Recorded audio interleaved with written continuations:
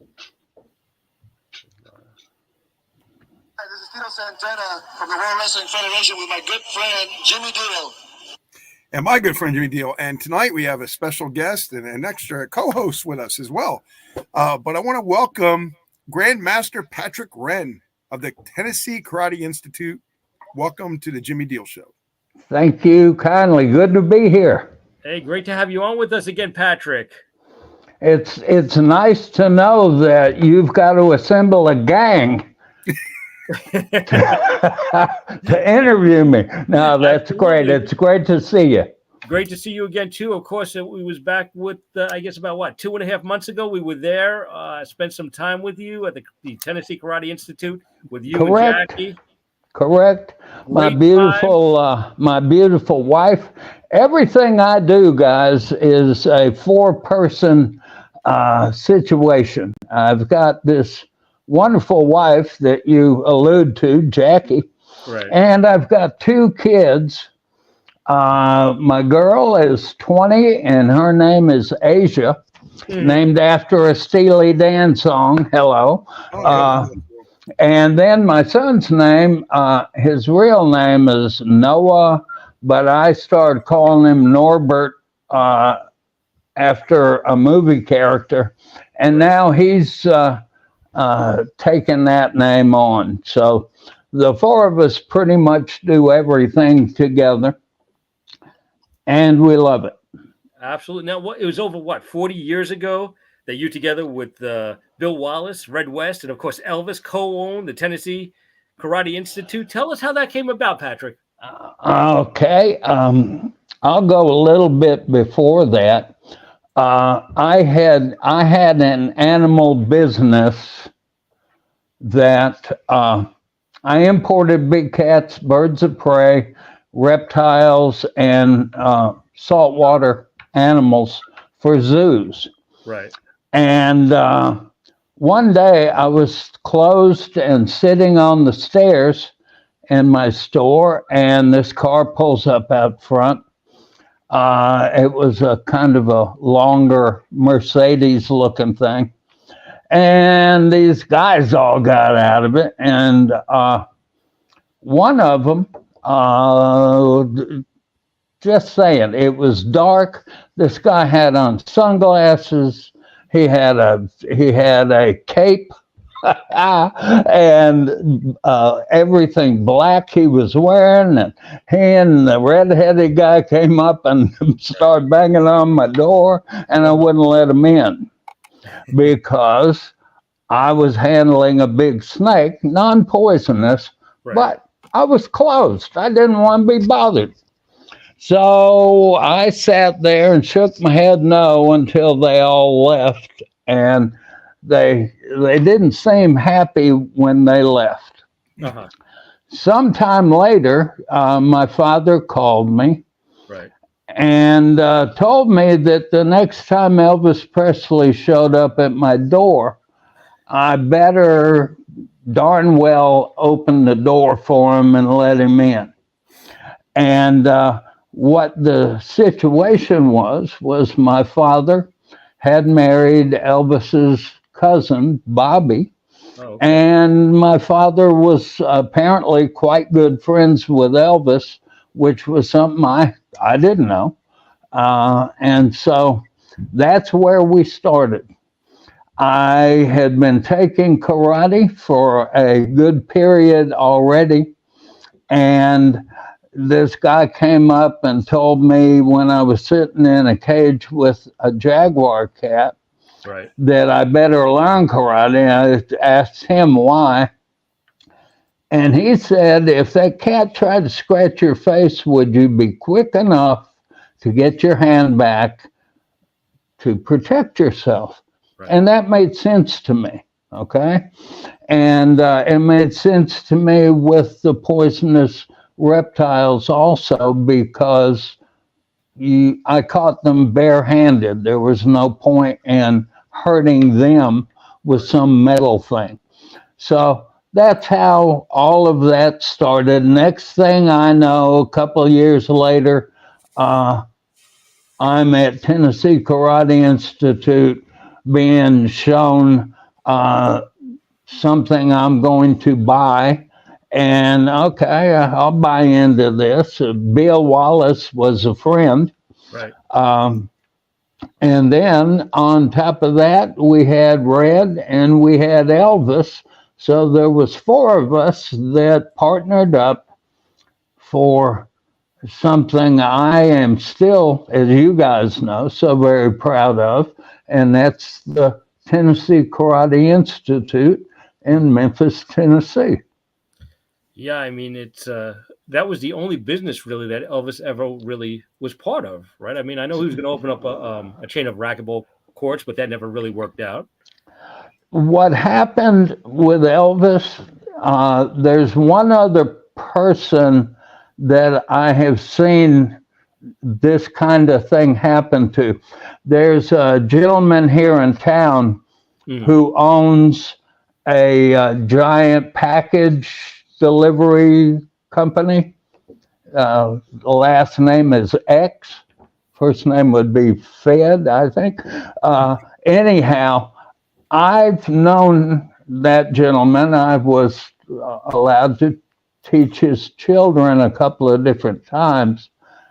And every time that man went somewhere, someone runs up with a new deal.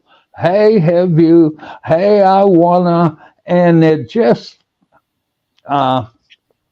if that's what being that wealthy is about, I don't believe I could handle it, because it's just a real hard way to go, because it's obvious that people just want you for what they can get out of you. So, but yeah. Doc G, what do you have for Grandmaster Patrick Wrenn? Oh my God, you're just an amazing person. You've done so much with Elvis and a lot of the celebrities. Can you give us like a significant thing that Elvis would do when he came in and did karate with you? My best thing to tell you that would be most helpful to the people that watch and listen would be to find the new Gladiators. I have to ask Jackie every time. The new Gladiators on YouTube. That was Elvis had been messed over in a situation where he wanted to have a karate school out near his home. Okay. The person he was going to be in business with, let me use my thumb. There we go. The person he was going to be in business with kind of went a different direction. And so Elvis decided he wanted to have the best karate school in the world. He had, as you well know, Mr. Really Grandmaster Ed Parker was one of his protectors and a teacher. And then Bill Wallace had just finished being a national tournament karate champion for some years. And I was kind of riding high being a tournament player at that time. So we felt like we were the best in the world. Bill went on to show his part by becoming the middleweight world kickboxing champion. 23 title defenses, never lost. Heck of a guy, still out there doing it. And that's a beautiful thing about karate for anybody who is interested. I'm 76. I'm out there every day. I love it. There are some parts of me that are a little slower. And the good part is my memory's not so good, so I forget the things I don't do well. And that I'm joking. That makes me feel good about it all. things Elvis liked to do. Elvis had a combination of self-defense movements and movements that you would see him kind of duplicate on stage. Okay? The movements that Elvis did would have ideally been used to save his life. Right. But I don't know how often he had to fight to save his life. The one thing I do know, because I have to answer this a lot, is the guy he wasn't afraid to stand up and fight for what he believed in. Okay.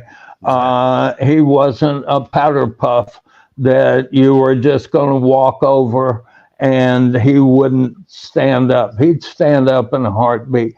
He had been a truck driver. I mean, come on. Imagine what he had to go through doing that in the beginning.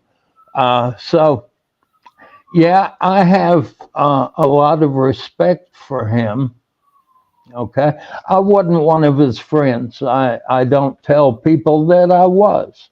I knew him. He knew me. We had a mutual respect, and God bless him. Since I've grown up, see, this is my second time with TKI. Right. In 1974, I got my back broken, and I had to have surgery, and I had to learn to walk again. I had to do all kinds of stuff, and I was told I had to give up karate. And I did, and through the grace of God, I got better in time. But I had already gotten rid of TKI by that point. Right. And here, 7 or 8 years ago, one of my students was driving by that area, and I asked her, just look over there and see if they've torn the place down yet.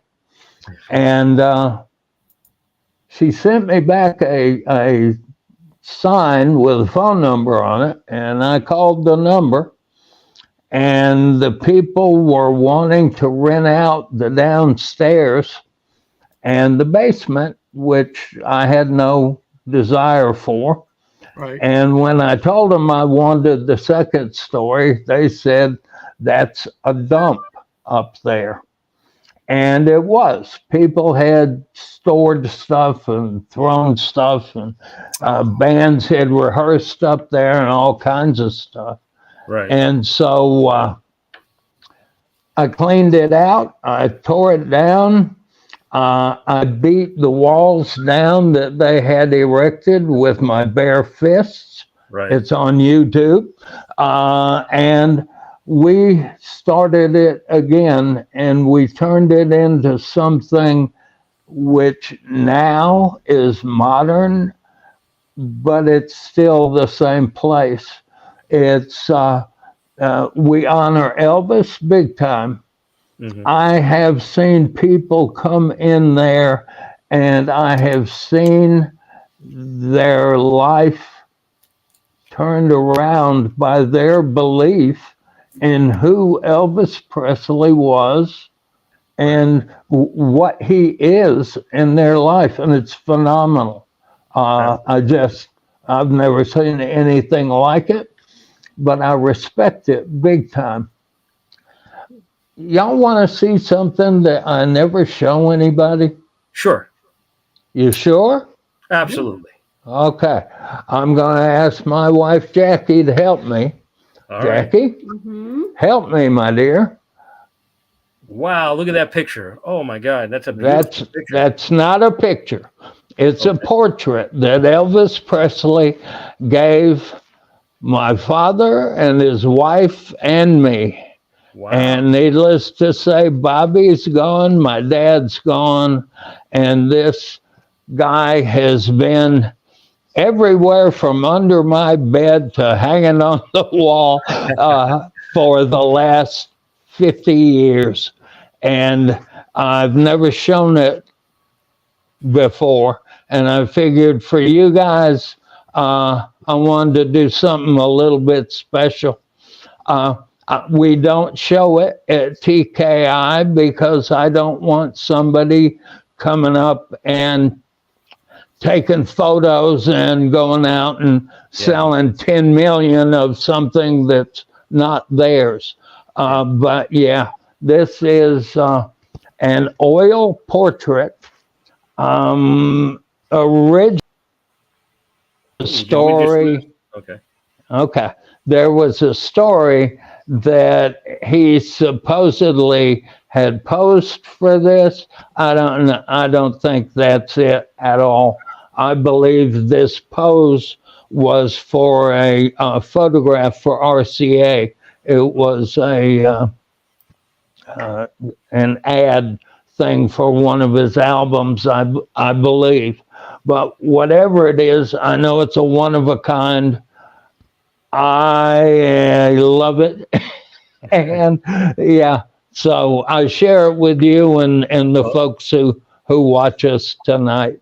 Well, thank you so much. I really appreciate it. Of course, we were there for Elvis Week, and we spent a couple of hours there. And of course, I was there with my friend Tommy. You met Tommy, right? Right. Yep. We got to hold Elvis's glove, and I know Tommy's on the phone. He's got a question for you. Hey, Tommy, what you got? Yes, Patrick. Yeah, I know we saw the Elvis glove. It was his workout gloves. Right. That's right. You showed that okay. to us. And you also showed us a picture of you with Sylvester Stallone and Aaron Pryor. Okay. And you mentioned that yes, you trained Aaron Pryor. Yes. Tell us about that with the Alexis Arguello fights. Okay. The blessings that have come my way through TKI are beyond anything I believed would ever happen in my life. I have had the good fortune of protecting a number of people. My partner chose to be a world champion. I wanted to help people on a more direct kind of a basis. So for 20 years of my life, I worked in treatment centers with kids that had drug and alcohol problems and that had other types of problems. And I got to see miracles happen because of the value systems that the martial arts teaches. Now, that's the hook that got Elvis. The respect, veracity or truthfulness, justice, loyalty, and duty, all of those things rang his bell because, as I pointed out, people weren't always loyal to him. People, it's all those things that he longed for in his life. So I got lucky. I have bodyguarded for Charlie Rich, who was the Country Music Entertainer of the Year for, I think, 3 years in a row back when. I've been very fortunate to protect a number of entertainers. Mr. Stallone was making Rocky V he was doing crowd scenes in East Orange, New Jersey. And the crowd scenes, if you want to know a little trivia thing, the crowd scenes were made at a hockey game, not a boxing match. And so what happened was we went to a hockey place, whatever you call them. Down south, we don't know what you call hockey places.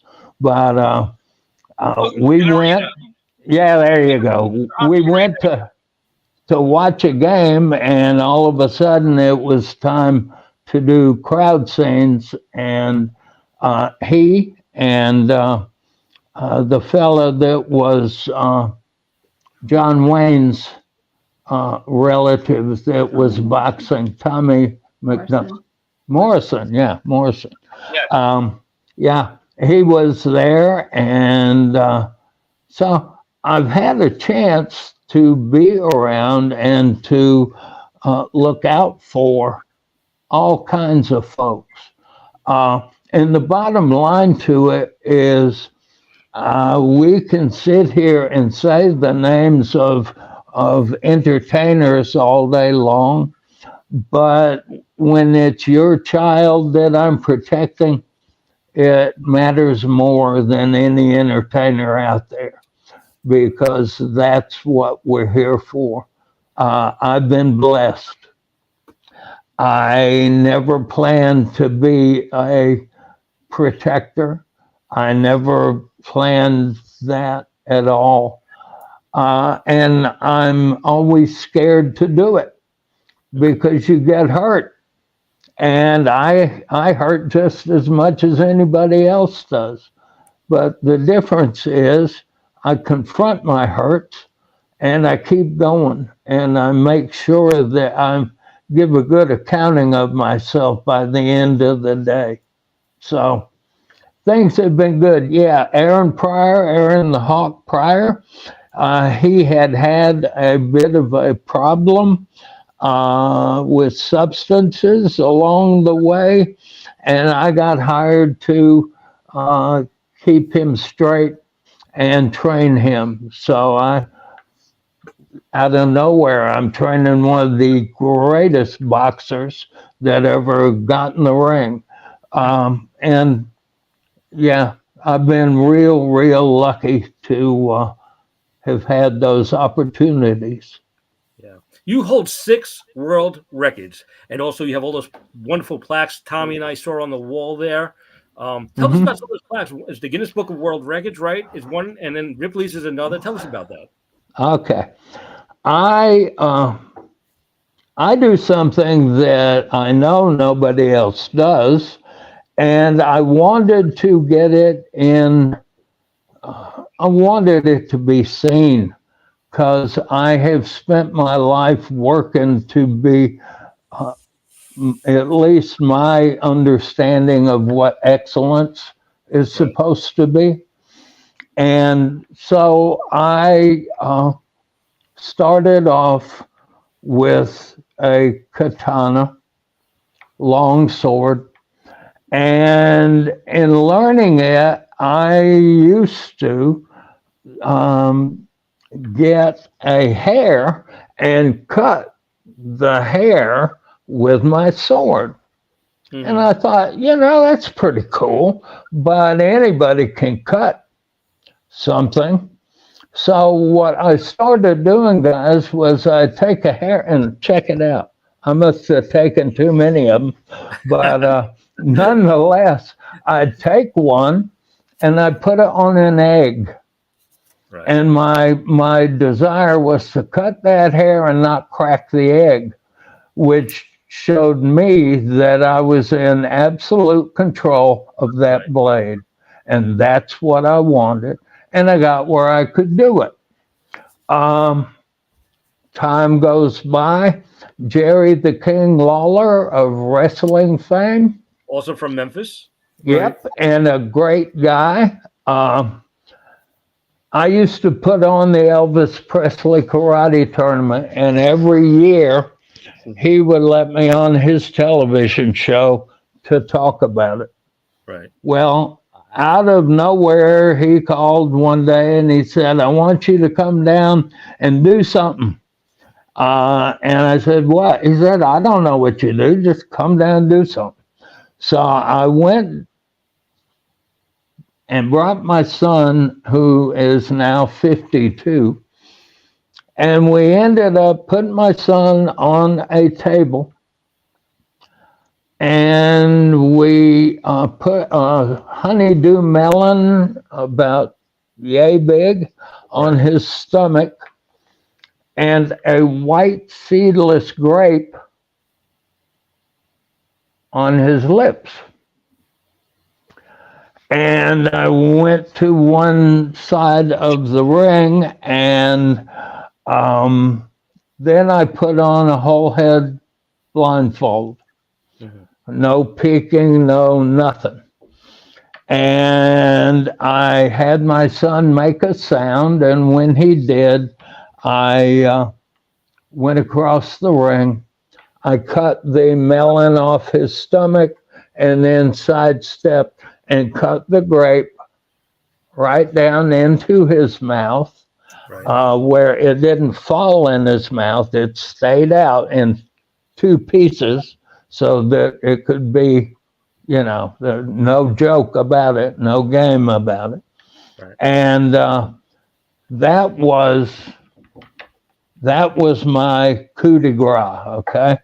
I sent it to Johnny Carson's show. I got a letter back saying, man, that's great, but legal won't let us do that. I sent it to David Letterman's show. I got the same kind of letter back. And then I understood, we don't need people running around swinging swords at people's faces. So, yeah. So I looked for something else to do. And what else to do was, I'm still to this day extremely fast. And I wanted to show the world what fast was. I had, in 1976, read in Scientific American magazine an article by a third-degree black belt who was an astronaut. And he was one of the people that perished in that accident that happened. But he wrote about the science of breaking things with the human body. And one of the things he pointed out was when people use a spacer in between boards, the person's not really breaking the boards. He's breaking the top one or two, and the other ones just fall away. Right. So I wanted to show speed. What I did was I rented 100 highway barricades. They're the sawhorse steel things. Right. And each one of them would hold two boards. And so I set up 260 boards, and live on television down here, I went through and I broke all 260, or almost all 260. There were a couple that didn't, which is why I went with 260. And how long do you think it would take to break 260 real pieces of wood? That's the other thing. These were 1-inch boards, not the 3/4-inch boards you buy. They were also not kiln dried. When you dry wood, it makes it easy to break. Okay? And so I had all this stuff that was hard to break. And how long do you think it would take me? Doc G, go ahead. I have no idea. Oh, come on, guys. Take a guess. Tommy, go ahead. 20 minutes. There you go. No. Okay. 10 minutes? 5 minutes? Jimmy, what about it? Let's see. I bet you did it in like 3 minutes. You are nowhere near it. I did 252 boards in 60 seconds. 60 seconds. Wow. 60 seconds. It's 4 boards a second while I was moving. Okay. Wow. each year for the next number of years, I did something else involving me breaking wood. And I gave the proceeds to a charity, hospice, or the American Cancer Society. Nice. One year, they every summer they have a large barbecue here in town that has, for 125 years, benefited a home for orphans.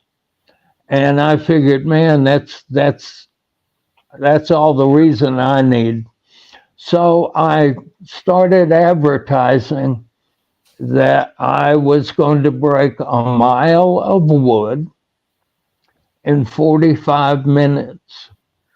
Wow. A mile of wood is 5,280 pieces of wood. And in order to do it, I rented and had contributed, in some cases, every highway barricade from Nashville to the Tennessee state line over here in Memphis. Wow.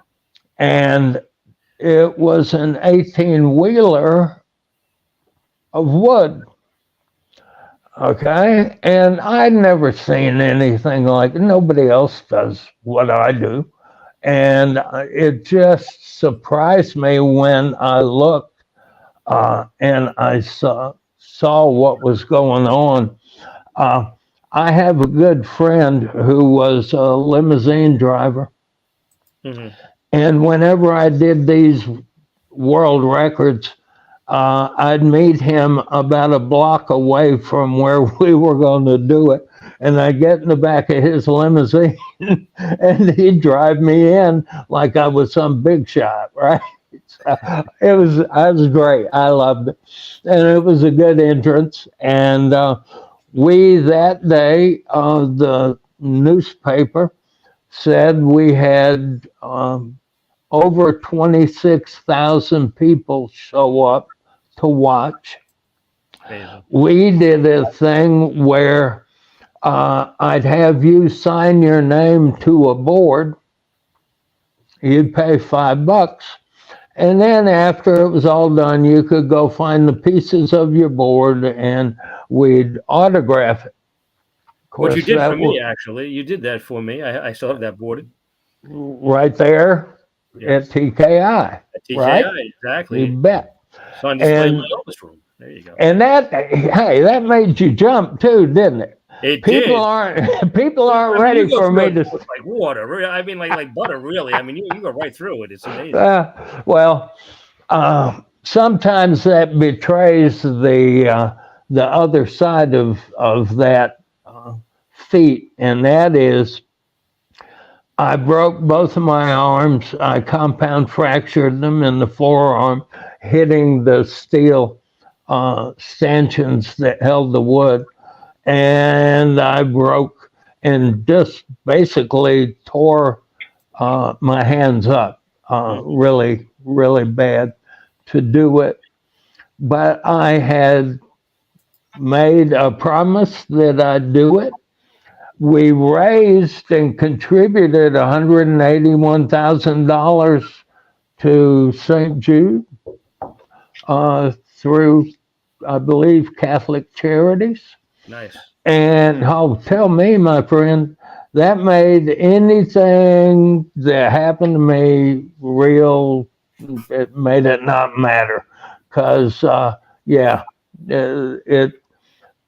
And here's how life gets you, because it got me this way.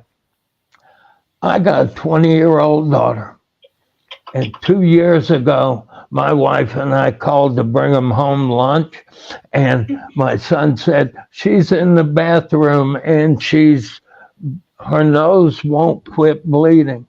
Oh boy. So we flew home. Jackie's a critical care nurse, so she knows her way around injury. Thank God.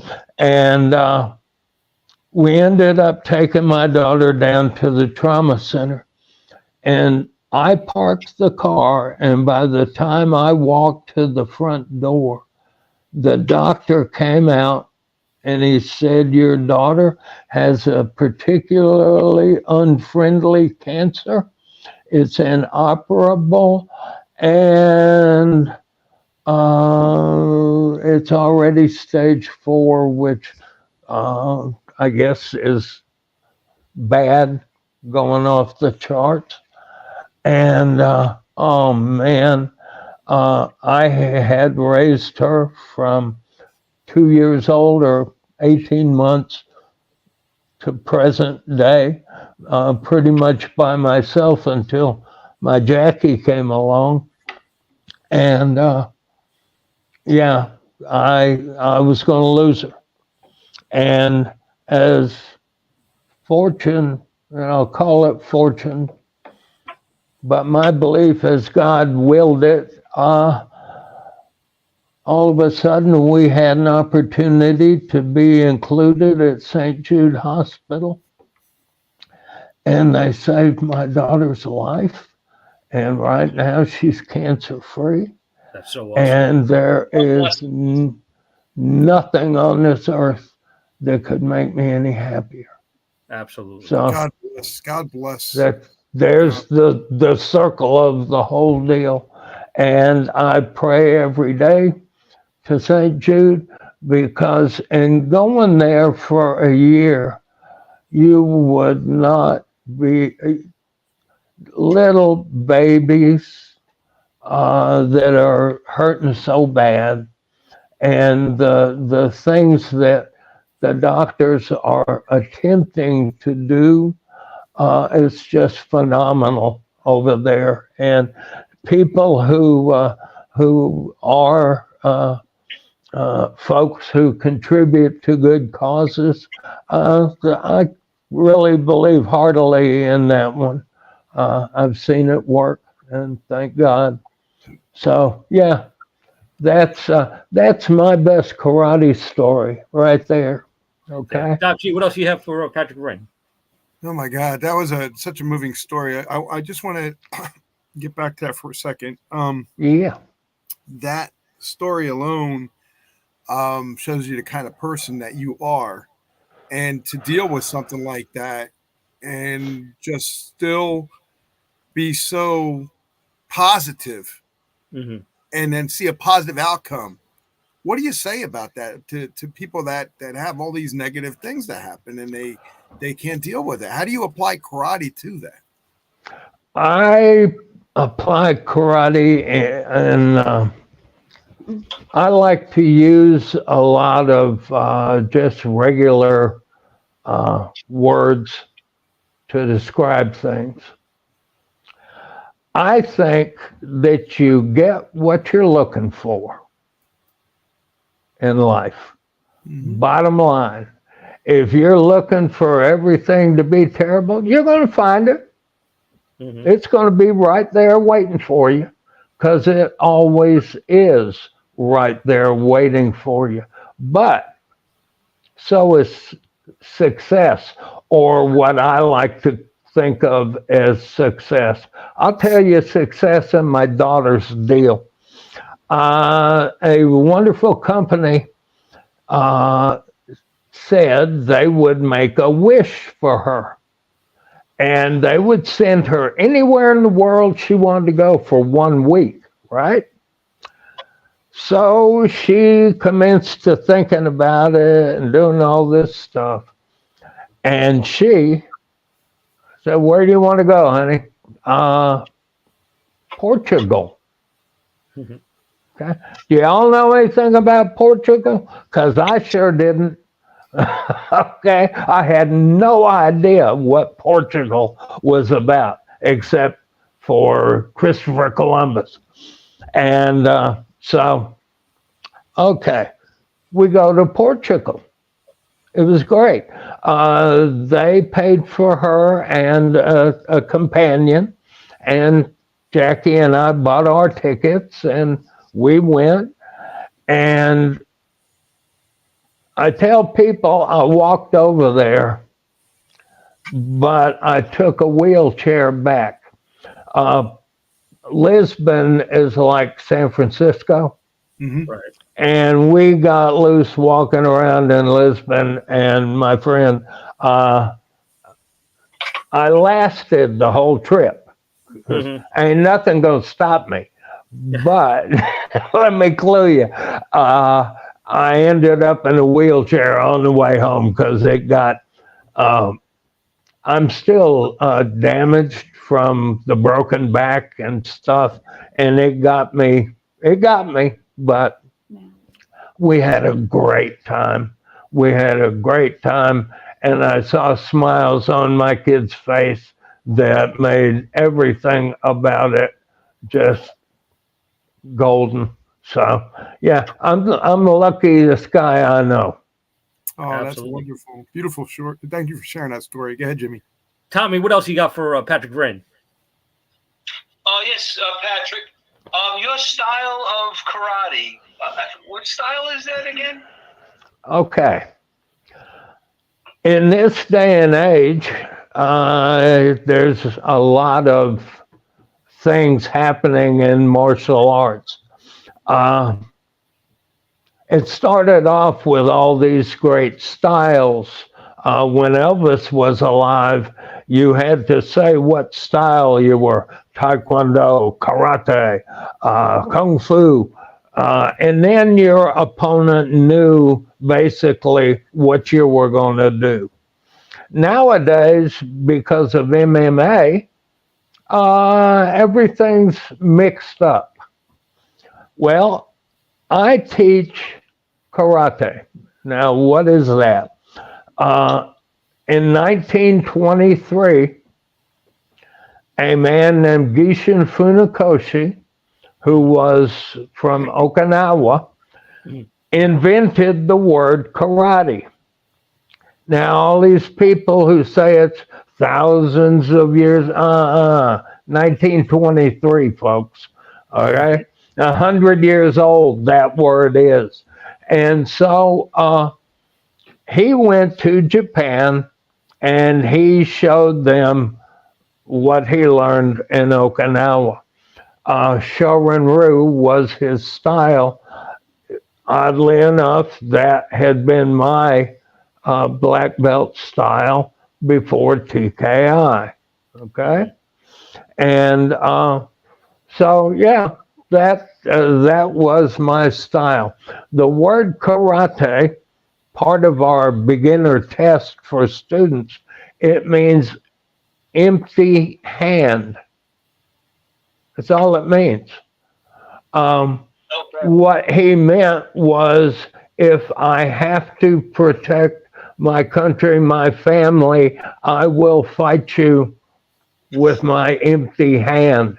I don't need some big weapon. Right. And that has been the approach from karate. After the Second World War, we, as in General MacArthur and our army, we learned as much as we could learn in Korea, Taekwondo, Japan, Karate, and China, Kung Fu, so that our people could benefit from that knowledge. And that's what's been passed down. I have learned as much from, I tell my students, if I can get 3 people to stop at a stoplight, I'll teach. Okay? I'll get out and teach a class. Right. Well, I'll also get out and learn, because that's the key. The stuff that has made my career, if you want to call it that, noteworthy, is not what I've taught, in my opinion. It's what I've learned. It's what I've picked up from, like you guys. You know, the stuff you do daily, I couldn't do it. I'm not blessed that way. So I go after the things I am good at. And I appreciate the gifts that have been given to you guys just as much. And with that, I'm going to say I thank you for having me, because I certainly at times don't feel worthy, but I do appreciate it. We appreciate you coming back on with us. I really appreciate it so much that you're taking the time out to speak with us again. We had so much fun there. Getting back to Elvis, one more thing I wanted to talk to you about is when Elvis came up to this dojo, he had a dressing room, right? Tell us about that in the back. Tell us a little bit about that, and tell us how you found the glove. All right. He had a dressing room that was right behind the front desk. And there was a plastic sign on the door that said Mr. Presley and Mr. West. Well, when I reopened the place, there was no sign left on the door. So I put Mr. Presley and Mr. Wrenn on there. And I'm sure to tell everybody that that's my joke. But yeah, I go in that room. I'll tell you, when Jackie and the kids and I go up there, which is at least once every day, and most days we go up in the morning and teach a series of classes, and then we go home and we go back in the evening and teach. And so every time we unlock and we walk in that place, hey, Elvis, seriously, we're all hollering at him. There's some kind of something in that place that feels different.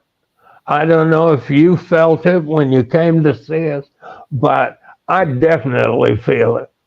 There's a magic in there that I have not felt in other places where I've taught. And I've been teaching for 60 years. That's a long time, okay?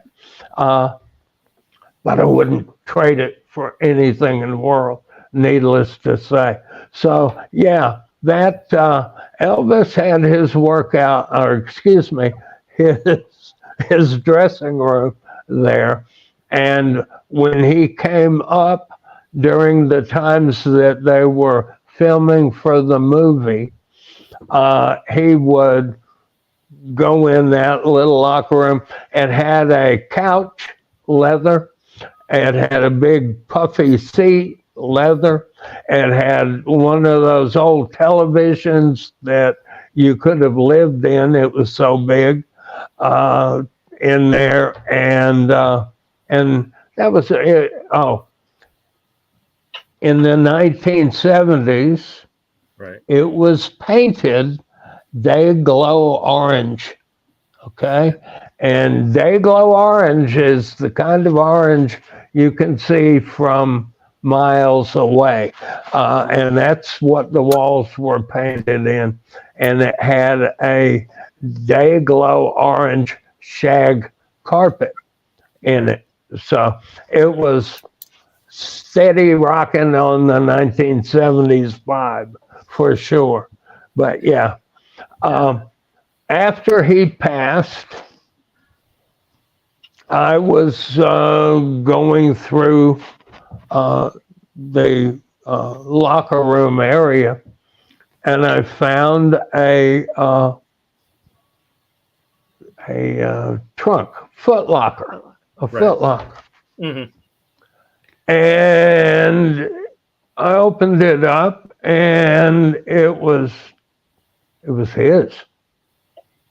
Okay. And there was stuff in there that was Elvis Presley's.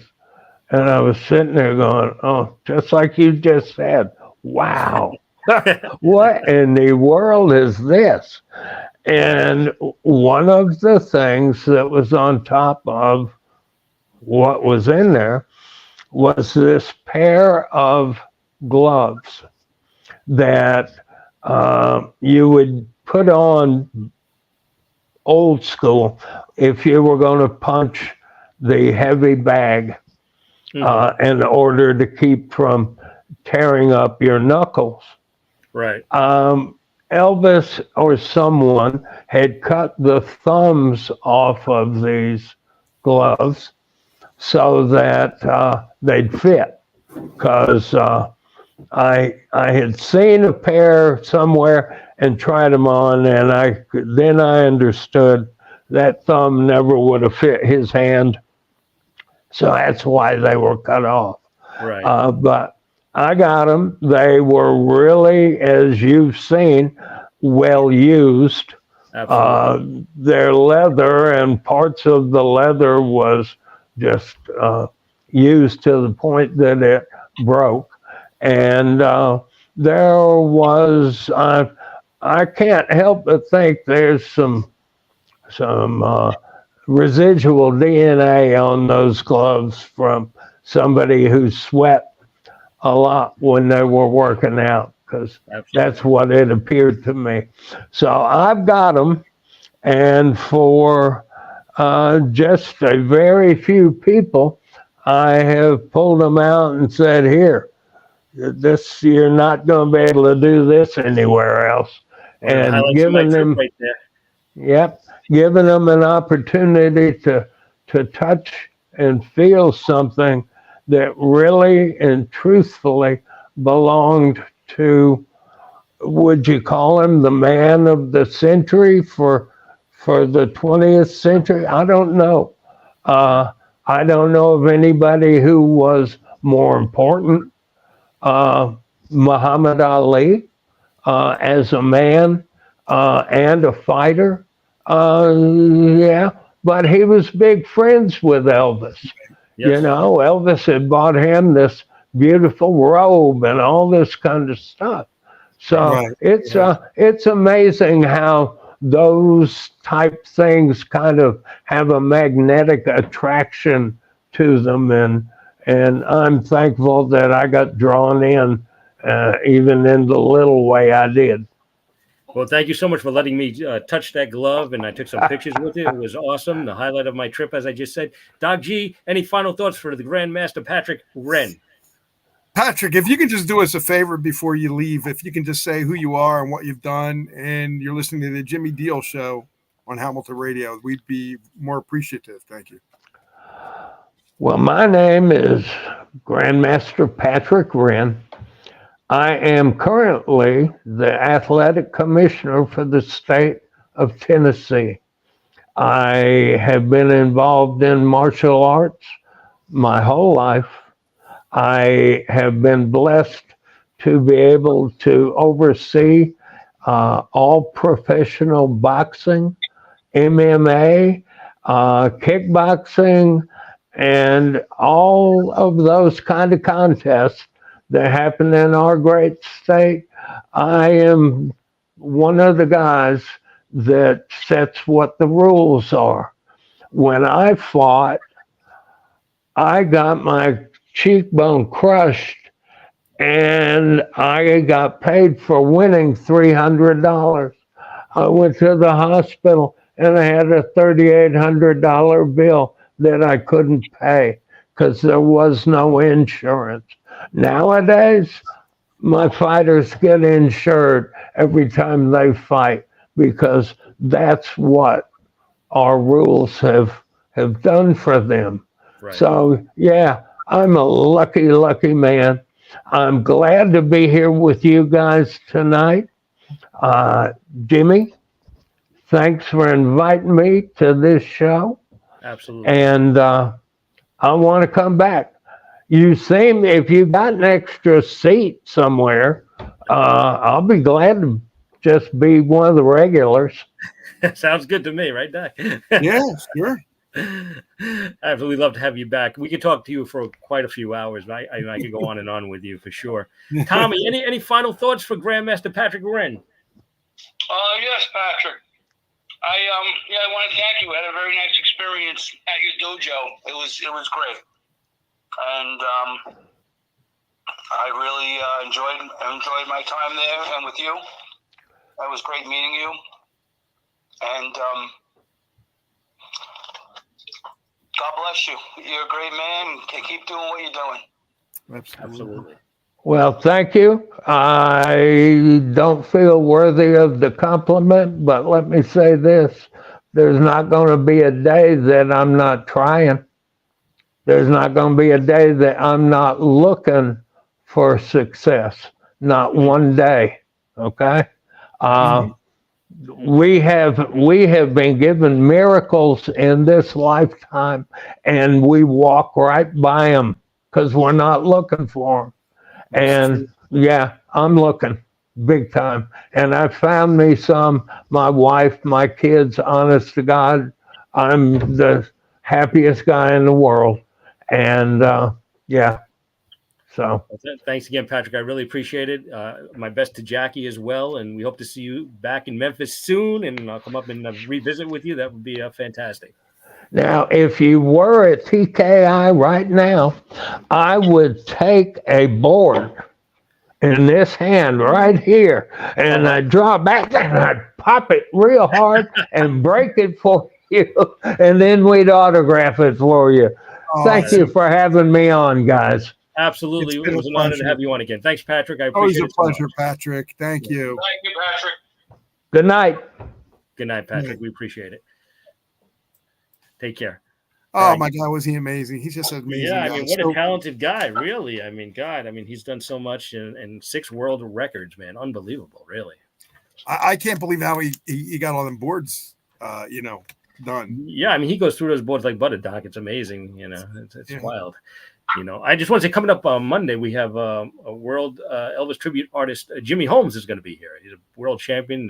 He won some championships down in Memphis and all over the world. So we're going to welcome him on Monday. And we got Lee Newton coming back. We got looking forward to that. And also Marlene Bandero, Al Bandero's wife. Of course, she's got another follow-up book to her last book. So we're going to talk to her about that. And we'll probably talk a little bit to Al, too. Hopefully, he'll be here with us as well. And thank you so much, Doc. Thank you, Tommy, for joining us. I appreciate it. Thank you. Thanks, Tommy. Thank you, Doc. Thank you. It's always a pleasure. Cool. So, Doc, I will catch you, I guess, Monday. Sounds good. Yeah, I got to give shout outs, though, because I can't leave without giving shout outs. Okay. Leon John Jock, a good friend of mine and a great guy. I have Jerry Petito, David Adams, Richard East, Judy Delk, Tom Payton, our friend. Hey, Tom is out there. I love Tom. And whoever else got in. I know it was a little late for everybody because they're used to us at 7:00, but we had to do that, situation we had today. And I appreciate Jimmy for pushing it back a little bit and giving me some time. Of course, we got Cindy out there on Lake Ronkonkoma too. My mom's listening out there in Brooklyn. We have so many people listen every week. We have Trisha down in Sun City, Florida. So many people that listen to the show every single week. I really do appreciate that. Thank you so much. And share the YouTube links, people. We're on YouTube now again, so share the YouTube links, share the Facebook links for people on Facebook, and don't forget to share the Hamilton Radio links. Absolutely. Thank you all. Thank you, everybody. Have a great night. Thank you for joining us. I appreciate it. Great night, guys. Bye-bye. Thank you.